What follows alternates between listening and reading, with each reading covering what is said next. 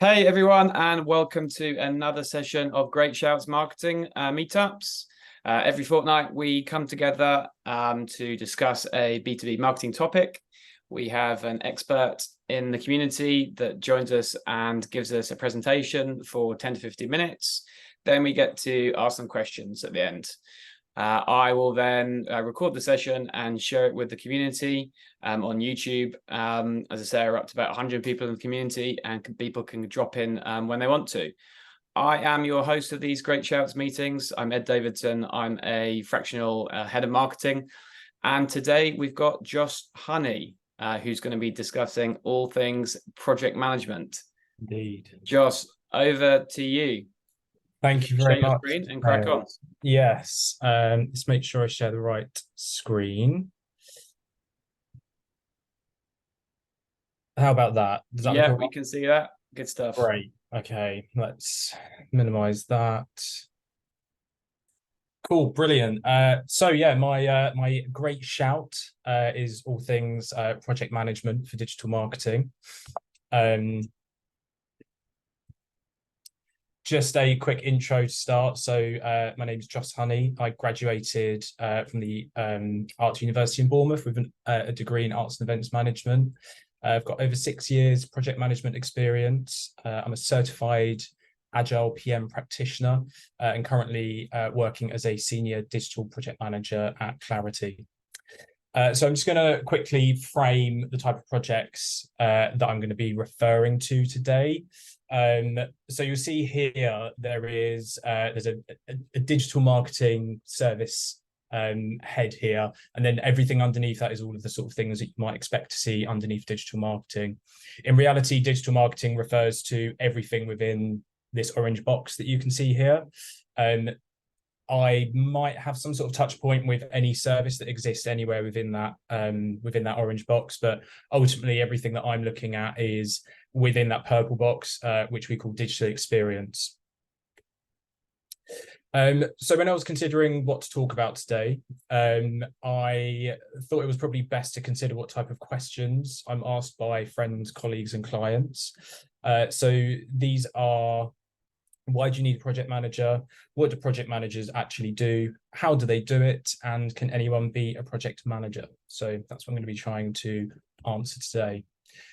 So before we have the need for a project manager, we need a project. And then before we need a project, we need a complex digital problem to solve. That's how all digital projects start. So I think everyone's quite familiar with this process, but just very quickly, it would start with identification. So company will identify a problem or a challenge or a trigger. That might be like leads for a website are down, position in the market has changed, service offering has changed, they're going for a rebrand. The action out of that is going to be that the company will write up an RFP or a brief. They'll send that round to external parties so that they can propose a solution. And then you've got the commitment. So the company will agree to work with a particular agency who they believe is going to be able to deliver the project successfully and solve whatever the problem is. So once there is that commitment, there's still a number of barriers in the way to being able to successfully deliver a project. You've got the client stakeholders. Obviously, they've put a lot of money behind this. And they're going to be applying the pressure because they want to make the best use of their money. They want to make sure that everything is being delivered in as little time as possible. They want to make sure that all of their requirements are being met, and they'll try and put in more requirements than they're meant to, as well, as we all know. And they want to be doing all of that without impacting what the agreed budget was. On the agency side, you've got a team of specialists. They're all focused on their own role. As much as we'd all like it to be, they are focused on their role rather than focused on everything else that is happening across a project or across other departments. So what we need is somebody who can unify teams to focus on group objectives. And someone who can focus on these three constraints that are visualized here. So this is known as the triple constraint or the project management triangle. You see you've got cost, time, and scope there. And essentially, if all of those are managed successfully, then you retain the quality of the project and obviously the success of the project as well. Now, you can't have anybody from the client side, and you can't have any of the project team members managing this, because obviously they're gonna be very biased. They've got their own concerns to be worried about, and they will end up making the triangle unstable. So this is where the digital project manager comes in. So what does the digital project manager actually do? First of all, they need to pick a methodology. So a project management methodology is they're a collection of tools and techniques that are used by project managers to try and help steer and manage a digital project. They are meant to support the client and project team as well. It's not just the project manager that they've been designed for. There are several popular methodologies that are used in digital project management, and I've just put a few of them on the right-hand side here. So why do we need them? They provide a guideline for project planning. So project managers will build project schedules and they'll manage resources based on the framework of that methodology. They'll inform how to manage risk. So different methodologies have different approaches to identifying and then managing the risks as and when they happen. They will guide how to communicate and collaborate. So it will define sort of the frequency, the formalities, the format of the communication, whether it's online, offline. And then also it defines the quality assurance framework. So many methodologies have very specific ways about how to manage quality assurance at the end of a deployment cycle. So how do you know which methodology is the right methodology if they're, if you've got all of these to choose from? So there's a lot of variables that you can consider, including industry, what the type of product is, the size of the scope, the preference from the client, team geography needs to be taken into account, and very importantly is the project requirements. So it's also worth noting that some methodologies are actually seen more as techniques that you might use mid-project, rather than you can just utilize that single project, that single methodology, kind of like a bolt-on or an add-on to an application. So finally, I just want to note it's also important that everybody in the project understands what methodology is being used, and that's important for the client and for the project team members as well. So one example, Agile is a very, very complex methodology, which we'll be having a look at shortly. One of the things it says before you start an Agile project is you have to teach everybody on the project what Agile is and how to use it. So it can obviously, a lot of people don't really want to start off a project with talking about how to run the project. That's a lot of people just think that that's up for the project manager to do. So I'm just going to take a quick look at a couple of methodologies now. First one being Waterfall, which is probably the one that everybody's most familiar with. It was launched in 1970. It was based on processes used by construction and manufacturing industries. Most notably was Henry Ford assembly line. You can probably see the similarities here between the waterfall development model here and what might happen during the production of a car. So at the top here you've got the requirements, so that's engineers putting all of their ideas together, understanding what the problem is. You've got the design, which would be putting together blueprints, making sure that everything for the assembly line is ready. Then you've got the implementation, which is where everything that they've worked on gets put onto the assembly line. At that point, you can't change anything. It's already in the assembly line. And then you've got the testing, so just make sure that everything's working as it should. And then move on to maintenance. So that's obviously after the car's gone out there, making sure that it's maintained ongoing. So the key here really to understand is that with Waterfall, everything is front loaded in terms of all of your discovery and your requirement building. So Waterfall did kind of end up getting a reputation for its lack of flexibility and its ability to respond to change. So if we consider Waterfall in the context of delivering a digital project, you need to note that everything after scope approval here obviously is locked in. So we do all of the requirement building at the scope building stage during discovery, insights, and planning. Start putting together the product design.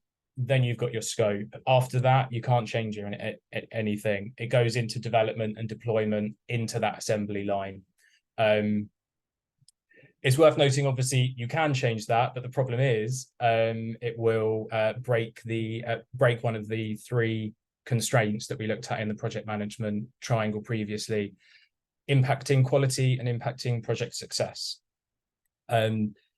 So you can probably see there's obviously waterfall. It had it's very rigid. That was kind of its greatest asset, also its biggest flaw. Having said that, everything was simple back then. It was the reigning champion of methodologies, pretty much up until the internet happened, and software just got so much more complicated. The general public wanted more things. They wanted things quicker. Their requirements changed more frequently. So there was the need for a new way of completing a project, and that was agile project management. So this was put together in 2001. It started with the Agile Manifesto, basically outlined. The core principle was these four agile values, which basically outlined the flaws of waterfall and how agile would overcome those flaws. So some of the biggest differences that Agile introduced, first of all, there was a focus on iterative and incremental development. So any work would be broken down into smaller, more manageable blocks. These are what are known as time boxes. They almost acted as sort of mini projects themselves, and you can see in the image on the right-hand side here how that would have worked. So they'd kind of pick a small part of the solution. They'd do the design, the development, testing, talk to the customer, review, release, requirements, and then they'd just keep on going around in the circle until it met the overall requirements that they were trying to meet. Agile encourages collaboration and communication between different teams. And then next, probably the most important part of Agile, in my opinion, is the customer-centric approach. So within Agile, and the same as Waterfall as well, obviously everything that the customer needs and all of the requirement building is done at the start. But the difference with Agile is that after a time box is completed, it then looks again at the customer requirements. So they will put it back out to testing, and they will get the customer, get the user to make sure that that small time box that was completed still meets requirements. If it doesn't, and if anything has changed in the amount of time it's taken to complete that cycle, then there'll be further iterations. And that obviously leads on to another very important part of Agile, is that Agile projects are able to embrace any sort of change that might happen throughout the project lifecycle. So obviously that all sounds really great, sounds perfect, but there were issues with Agile still. The issue was kind of the complete opposite to what we had with Waterfall. So Waterfall was too simple. Agile actually ended up becoming too complex. So just a few reasons here. It's very tricky getting teams and clients on board with Agile. As I said earlier, you've got to teach people how to use Agile. Waterfall is very, very simple. It's a simple task by task list of everything that has to happen. With Agile, there's a lot going on. There's a lot of processes. And you have to make sure that everybody understands how to use it. Otherwise, you've fallen down at the first hurdle. Agile claims to reduce processes, but in reality, it actually doesn't. There are a lot of processes involved in Agile. There's difficulty in predicting delivery timescales. So obviously, because you've got that flexibility throughout the project, if things do keep on changing, and they keep on changing, Agile has to embrace change. So you just have to accept the fact that things are changing. And obviously the issue with that comes if you're working on your project and it's for a client rather than being even if it is in-house, there's going to be issues there. Your stakeholder your manager, they're not going to be very happy when you say, "Oh, sorry, we're embracing change, so we can't tell you exactly when something's going to be delivered." So the next one is again something that Agile claimed to be a benefit, is less of a focus on documentation. Personally, and I know other people will agree, I think documentation is actually great. I think saying that there's less of a focus on documentation is very much an opinion as to whether that's a good or a bad thing. And then finally, just around the needs to have a committed and large team. So I'm not going to go into details now, but there are specific roles that you have to fill within a Agile project team. And if you can't fill those roles, then you're unable to complete a lot of the steps and a lot of the processes that are required within Agile. It's also very intensive. So realistically, most of the time, an Agile project will be requiring 100% of different team members' time, or it's just very intensive, and it might not work for smaller agencies or smaller teams, or even if on the client side, if it's a small team that side, there are particular roles that clients have to fulfill as well. And if they're not able to do that, then you won't be able to run an Agile project successfully. So which one of these do we choose if there are pros and cons to both? Well, project managers have been arguing about it for a very long time, and it's become a little bit of a joke online with some of these incredible memes here. Hopefully some of these are familiar. So the reason these sort of like jokes have come about is Agile has become a bit of a buzzword, mostly because people don't actually know what it means. So I've often had clients say, "Why do you not work more Agile?" when what they actually mean is, "Can you just deliver this project more quickly?" So yeah, they don't actually know what Agile means. They don't understand it. So what methodology should we actually use? It's actually all about balance. So rather than most project teams will actually create their own hybrid approach, something that will take on board principles from different methodologies. I'm actually yet to meet an agency or a project manager that can truly say that they have ran a 100% Agile project that's utilized every single part of Agile that is available. But as noted earlier, there is a certain level of scope and complexity involved before Agile benefits can really shine through. So maybe it's just that I haven't worked on a project that has really needed to utilize Agile. I have tried to use it on a few different projects, not overly successfully. I do think that it seems a bit more like a utopia. Everything seems to be perfect, but really there are so many external factors that can impact the success of an Agile project. Whereas Waterfall, that has a rigid structure, I personally think that it provides more protection against any sort of external threats and actually reduces risk. So what does this hybrid approach look like? So I use a hybrid approach now at Clarity, where we'd use a waterfall methodology mostly. It structures our project plan and how we execute our deployment processes.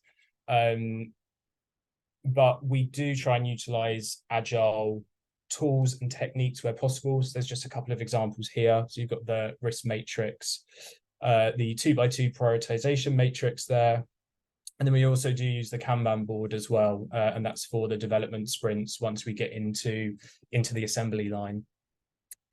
So one of the best reasons for using this type of hybrid approach, in my opinion, is understanding the level of risk associated with the project. So as I noted earlier, predominantly I work across website design and build projects. So the needs and requirements for a website, if it's a website that's being redesigned and rebuilt, are pretty well known. Obviously, there has already been a website there. What we're doing is we're rebuilding it. So there's going to be ample amount of data, ample amount of research available for us to build those requirements. And those requirements are unlikely to change in the amount of time it takes us to deliver that project. Having said that, obviously, it can become quite difficult when you do have clients that are really sort of asking for that agile approach. So that's why we do try and make sure that we try and bring in some of these tools and techniques so that we can deliver them this hybrid approach. So one of the other questions about who can be a project manager. So there's some obvious soft skills that are required, like organization, leadership, confidence, and attention to detail. Pretty much all of those things that everybody sticks on their CV, whether they actually have that skill or not. The difference here is that as a project manager, you have to have these. I think they're just a very basic requirement if you want to be successful at project management. As well as these soft skills, there are some other skills here. So basic SEO knowledge, basic UX understanding, digital awareness and knowledge. These are all things that are really great to have, and they would definitely be helpful. But they aren't necessary. If you project manage well and you're empowering your team, they're the ones that should have this knowledge. So the key one that I just want to touch on a bit more here is leadership.